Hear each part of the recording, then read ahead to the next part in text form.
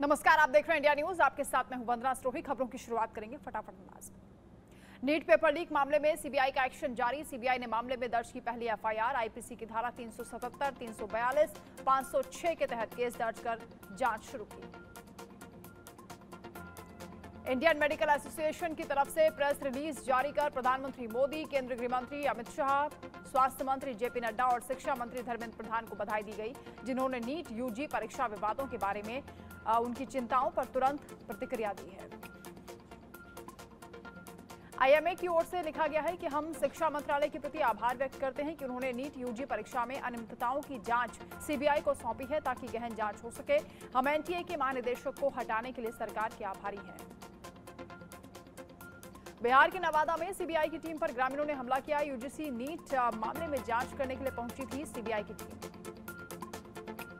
NEET paper leak मामले पर केंद्रीय मंत्री और पश्चिम बंगाल बीजेपी अध्यक्ष सुकांत मजूमदार ने कहा कि एनटीए के डीजी को हटाया गया है। एक जांच कमेटी बनाई गई है जिसने अभी ये किया है, किसी को बख्शा नहीं जाएगा। नीट यूजी पेपर लीक मामले में पटना से बड़ा अपडेट। सूत्रों के मुताबिक जांच के दौरान एनटीए की भूमिका पर ईओयू को संदेह। ईओयू ने जांच में सहयोग नहीं करने का आरोप लगाया। नीट में ग्रेस मार्क्स वाले छात्रों की हुई परीक्षा। नीट यूजी के 1563 छात्रों का री एग्जाम। एनटीए और शिक्षा मंत्रालय के अधिकारी भी मौजूद रहे। पेपर लीक मामले में देवघर से पकड़े गए 6 आरोपियों से हुई पूछताछ। सभी 6 आरोपियों से ईओयू ने 18 घंटे तक पूछताछ की है। सूत्रों के मुताबिक पूछताछ में चिंटू पिंटू ने कई खुलासे किए। नीट पेपर लीक मामले में बिहार के बाद अब महाराष्ट्र कनेक्शन भी सामने आया। नांदेड़ एटीएस ने 2 शिक्षकों को हिरासत में लिया है। दोनों जिला परिषद स्कूलों में शिक्षक हैं। नीट पेपर लीक मामले की जांच शिक्षा मंत्रालय ने सीबीआई को सौंप दी है। इस मामले में सीबीआई जांच के लिए सुप्रीम कोर्ट में पहले ही याचिका दायर की गई थी। पेपर लीक मामले में केंद्र सरकार पर राहुल गांधी ने जमकर हमला बोला। कहा कि नीट पीजी परीक्षा के स्थगन का मतलब है कि शिक्षा प्रणाली बर्बाद हो चुकी है। पेपर लीक पर प्रियंका गांधी बोली। केंद्र सरकार को लेकर कहा कि बीजेपी राज में समूची शिक्षा का ढांचा माफियाओं भ्रष्टाचारियों के हवाले है।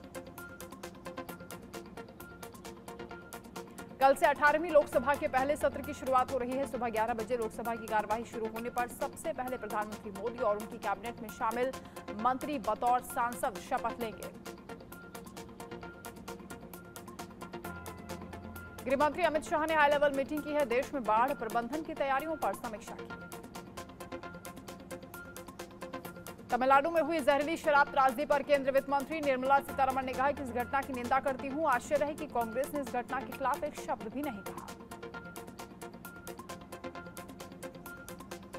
21 मार्च को दिल्ली हाईकोर्ट की वेकेशनल बेंच ने ईडी की याचिका पर सुनवाई करते हुए फैसला सुनाए जाने तक जमानत पर रोक लगा दी थी। कोर्ट ने दोनों पक्षों की दलीलें सुनने के बाद कहा कि हम 24 से 25 जून तक फैसला सुनाएंगे, तब तक जमानत पर रोक रहेगी। अरुणाचल प्रदेश के ईटानगर में बादल फटने से बाढ़ जैसे हालात बन गए हैं। भारी बारिश के बाद घरों और वाहनों को नुकसान पहुंचा। दिल्ली में जल संकट पर आपका प्रदर्शन जारी। दिल्ली में पानी की किल्लत को लेकर मचे घमासान के बीच दिल्ली की जल मंत्री आतिशी के अनशन का आज तीसरा दिन। प्रज्वल रेवन्ना के भाई सूरज रेवन्ना को 14 दिन के लिए न्यायिक हिरासत में भेजा गया है। युवक ने समलैंगिक संबंध के आरोप लगाए हैं। कहा जेडीएस नेता ने फार्म हाउस पर जबरदस्ती की। कर्नाटक सरकार ने सूरज रेवन्ना मामले की जांच सीआईडी को सौंप दी है। सूरज रेवन्ना पर जेडीएस कार्यकर्ता की यौन उत्पीड़न का आरोप है। छत्तीसगढ़ के सुकमा और बीजापुर बॉर्डर पर नक्सलियों ने बड़ी वारदात को अंजाम दिया। सिलगेर और टेकलगुडम के बीच नक्सलियों ने सीआरपीएफ जवानों के ट्रक को आईडी ब्लास्ट कर उड़ा दिया। हादसे में 2 जवान शहीद हो गए। बंगाल में बड़े आतंकी मॉड्यूल का पर्दाफाश हुआ है। बंगाल एसटीएफ ने नए आतंकी मॉड्यूल शहादत का खुलासा किया। इसरो ने फिर रचा इतिहास, किया कमाल। तेज हवाओं के बीच आरएलवी पुष्पक की लगातार तीसरी सफल लैंडिंग। इससे पहले 22 मार्च को इसरो ने इसकी दूसरी सफल लैंडिंग की थी। जम्मू कश्मीर के तलवारा में जेकेपी के 16वें basic recruitment training course batch की पासिंग आउट परेड की गई। इस मौके पर जम्मू कश्मीर के लेफ्टिनेंट गवर्नर मनोज सिन्हा भी मौजूद रहे। गंगोत्री और यमुनोत्री धाम में उमड़ा आस्था का सैलाब। सिर्फ 44 दिनों में पहुंचे 9 लाख से ज्यादा श्रद्धालु। पिछले साल की तुलना में लगभग 16% और साल 2022 की तुलना में लगभग 37% ज्यादा यात्रियों का आगमन हुआ। राजधानी दिल्ली एनसीआर के कई हिस्सों में हल्की बारिश हुई है। मौसम बदला है, लोगों को गर्मी से राहत मिली है। केंद्रीय मंत्री शिवराज सिंह चौहान ने कहा कि देश का सौभाग्य है कि पीएम मोदी तीसरी बार पीएम बने हैं। झारखंड को कुशासन से मुक्त करना है। झारखंड में बीजेपी की सरकार बनेगी। झारखंड की सरकार देश की सबसे भ्रष्ट सरकार है। केंद्रीय कृषि एवं किसान कल्याण मंत्री शिवराज सिंह चौहान ने रांची में बीजेपी कार्यकर्ताओं के साथ मीटिंग की है। कहा, झारखंड में कृषि को लेकर अपार संभावनाएं हैं। होमगार्ड विभाग की मुख्यमंत्री योगी ने समीक्षा बैठक की है। कहा, 42,000 होमगार्ड स्वयंसेवकों की भर्ती होगी। सभी होमगार्डों को कराएं आपदा मित्र का प्रशिक्षण। बसपा प्रमुख मायावती ने भतीजे आकाश आनंद को फिर से अपना उत्तराधिकारी बना दिया है। साथ ही नेशनल कोऑर्डिनेटर की भी जिम्मेदारी सौंप दी है। आकाश अब पूरे देश में पार्टी का काम देखेंगे। हैदराबाद के तेलंगाना पर महिला पर आवारा कुत्तों ने हमला कर दिया। सुबह की सैर पर निकली थी महिला। पूरा मामला सीसीटीवी में कैद हो गया। उत्तराखंड में कांवड़ मेले को लेकर प्रशासन सख्त। हरिद्वार पुलिस प्रशासन ने व्यापारियों के साथ की बैठक। गनर हटाए जाने पर महंत राजू दास का बड़ा बयान। गलत कार्य करने वाले अफसरों पर तत्काल कार्रवाई हो। डीएम कोई राजा नहीं, वो जनता के सेवक हैं।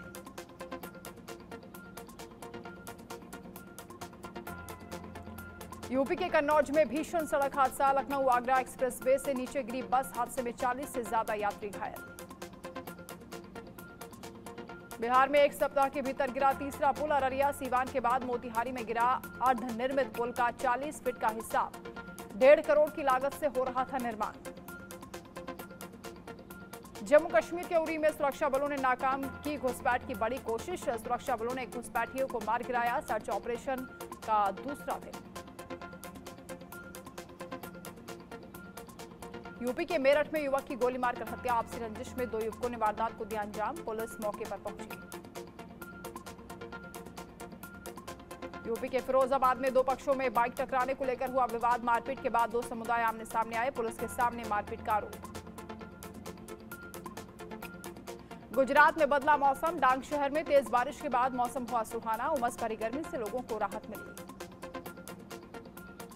प्रधानमंत्री मोदी अगले महीने कजाकिस्तान में होने वाले शंघाई सहयोग संगठन यानी एससीओ के शिखर सम्मेलन में हिस्सा नहीं लेंगे। बताया जा रहा है कि संसद के विशेष और समिट की टाइमिंग सेम होने की वजह से पीएम ने समिट में हिस्सा न लेने का फैसला किया। सूत्रों के हवाले से दावा किया जा रहा है कि पीएम मोदी की जगह विदेश मंत्री एस जयशंकर एससीओ समिट में हिस्सा ले सकते हैं। आर्थिक संकट से बाहर निकलने के लिए श्रीलंका के राष्ट्रपति रानिल विक्रमसिंघे ने दिल खोलकर भारत की मदद की सराहना की। उन्होंने कहा कि भारत ने $3.5 अरब का ऋण दिया है, तभी ये संभव हो पाया।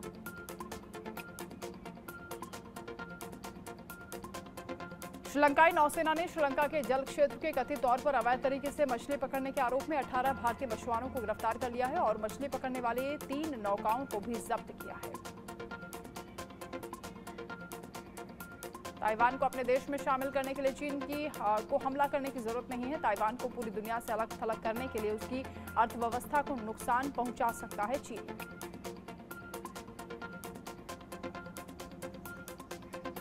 इसके अलावा चीन ताइवान के 2.25 करोड़ लोगों के लिए बिजली और दूसरी जरूरी चीजों की सप्लाई भी बंद कर सकता है। करीब 1 महीने पहले सिंगापुर में हुई शांग्री-ला डायलॉग में चीन के रक्षा मंत्री डोंग जून ने चेतावनी दी थी कि जो भी ताइवान की आजादी का समर्थन करेगा वो खुद तबाह हो जाएगा। दक्षिण चीन सागर में फिलीपींस और चीन के नौसैनिकों में जबरदस्त भिड़ंत के बाद हालात बेकाबू हो गए हैं। फिलीपींस के राष्ट्रपति ने कहा कि फिलीपींस के सैनिक अब मौके से पीछे नहीं हटेंगे। यमन में हुती अभी भी अदन की खाड़ी से लेकर लाल सागर तक ताबड़तोड़ हमला कर रहे हैं। महज 24 घंटे के अंदर उन्होंने अपना दूसरा हमला लाल सागर में किया है। इससे एक दिन पहले ही उन्होंने अदन की खाड़ी में वाणिज्यिक जहाज को निशाना बनाया था। इजराइल में प्रधानमंत्री बेंजामिन नेतन्याहू की मुश्किलें बढ़ती जा रही हैं। राजधानी तेल अवीव की सड़कों पर सरकार विरोधी प्रदर्शन में हजारों लोगों ने हिस्सा लिया। ये लोग गाजा में बंधक बनाए गए लोगों को रिहाई और देश में नए चुनाव की मांग कर रहे हैं। इस बीच हजारों लोगों ने इजराइल के प्रधानमंत्री नेतन्याहू के अज़ा स्ट्रीट स्थित आवास के बाहर भी विरोध प्रदर्शन किया है। इसे 7 अक्टूबर के बाद से सबसे बड़ा प्रोटेस्ट बताया जा रहा है।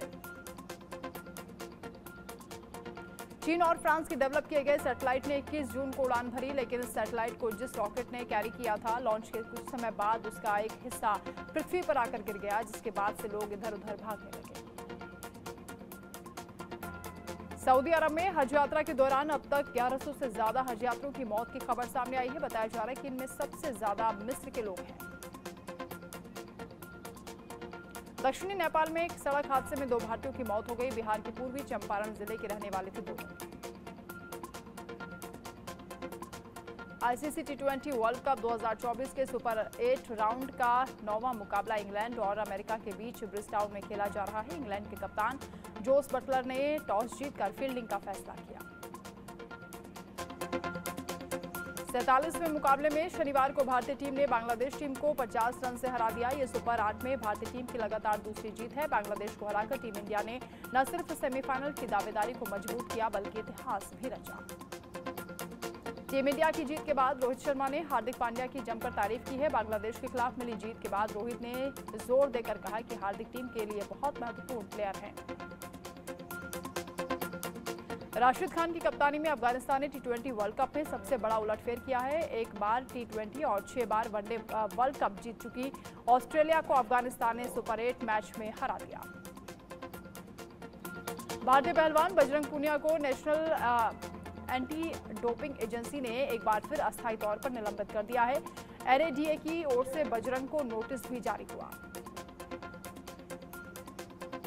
वेस्टइंडीज के दिग्गज बल्लेबाज विव रिचर्ड्स बांग्लादेश से मुकाबले के बाद टीम इंडिया के ड्रेसिंग रूम में पहुंचे, जहां विव ने सूर्य कुमार यादव को सम्मानित किया। ऑस्ट्रेलिया के अनुभवी तेज गेंदबाज पैट कमिंस ने आईसीसी टी20 विश्व कप में इतिहास रचा है। बांग्लादेश के खिलाफ पिछले मैच में हैट्रिक लेने का कमाल करने वाले इस गेंदबाज ने अगले ही मुकाबले में फिर से वही कारनामा अंजाम दिया। भारतीय फुटबॉल टीम के हेड कोच इगोर स्टीमाच को उनके पद से बर्खास्त कर दिया गया है। ऑल इंडिया फुटबॉल फेडरेशन ने सोमवार 17 जून को एक मीटिंग के बाद स्टीमाच को हटाने का फैसला किया। सोनाक्षी सिन्हा और जहीर इकबाल शादी के बंधन में बंध गए हैं। कपल ने रजिस्टर्ड मैरिज की है, जो कि सोनाक्षी के बांद्रा स्थित अपार्टमेंट में हुई है। रजिस्टर्ड मैरिज के दौरान सोनाक्षी सिन्हा पिता शत्रुघ्न का हाथ थामे हुए नजर आईं। सोनाक्षी ने अपने ऑफिशियल सोशल मीडिया अकाउंट से शादी की तस्वीरें साझा की। शादी के बाद दोनों ने बेस्टियन में ग्रैंड वेडिंग रिसेप्शन भी रखा, जिसमें उनके तमाम फ्रेंड्स और रिश्तेदार शामिल हुए। बॉलीवुड के पावर कपल दीपिका और रणवीर सिंह इन दिनों लंदन में हैं। दोनों वहां अपना बेबी मून सेलिब्रेट कर रहे हैं। वर्क फ्रंट पर दीपिका की अगली फिल्म कल्कि 2898 एडी है, जिसमें उनके साथ अमिताभ बच्चन, प्रभास, कमल हासन और दिशा पटानी जैसे कलाकार दिखेंगे। बॉलीवुड एक्टर लक्ष्य अपनी अपकमिंग एक्शन फिल्म किल की रिलीज का बेसब्री से इंतजार कर रहे हैं। इसमें वो कमांडो के किरदार में दिखेंगे। अक्षय कुमार की फिल्म सरफिरा का फैंस बेसब्री से वेट कर रहे हैं। फिल्म का ट्रेलर आउट हो चुका है। ये फिल्म सबसे सस्ती इंडियन एयरलाइंस सिंपली डेक्कन के फाउंडर जीआर गोपीनाथ की बायोपिक है। अन्नू कपूर की फिल्म हमारे 12 कई विवादों के बाद सिनेमाघरों में रिलीज हुई और फिल्म को पहले दिन अच्छा रिस्पांस भी मिला है। लिमिटेड स्क्रीनिंग के बावजूद हमारे 12 ने अपने पहले दिन बॉक्स ऑफिस पर दमदार शुरुआत की। लिमिटेड रिलीज स्ट्रेटजी के बावजूद फिल्म 1 करोड़ 40 लाख का कलेक्शन हासिल करने में सफल रही। बिग बॉस OTT 3 के सीजन में यूपी की यूट्यूबर शिवानी कुमारी का नाम काफी चर्चा में है। अब एक बार फिर से शिवानी कुमारी की तुलना कुछ लोग पिछले सीजन की मनीषा कुमारी से कर रहे हैं।